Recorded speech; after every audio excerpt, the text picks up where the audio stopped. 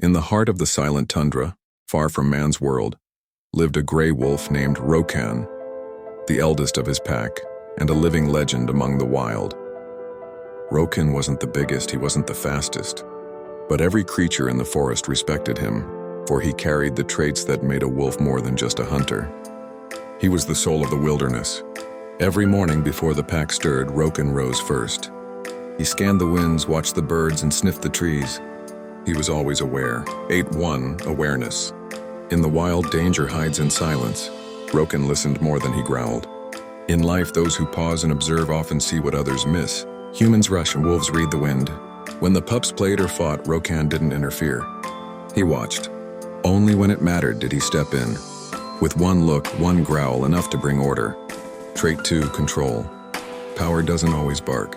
Wolves don't waste energy on unnecessary noise. Humans could learn to act with purpose, not emotion. During hunts, Rokan never led from behind. He took the front.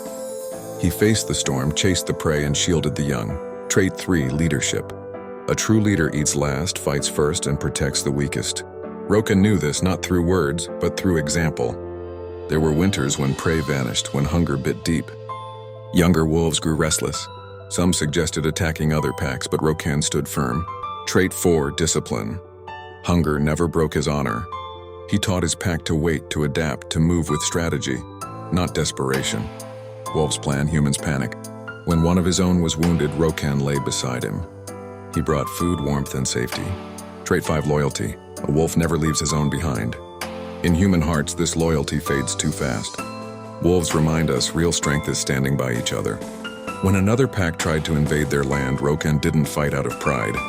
He first tried to communicate, to warn, to avoid war. Trait 6, wisdom. Wolves don't fight to prove a point.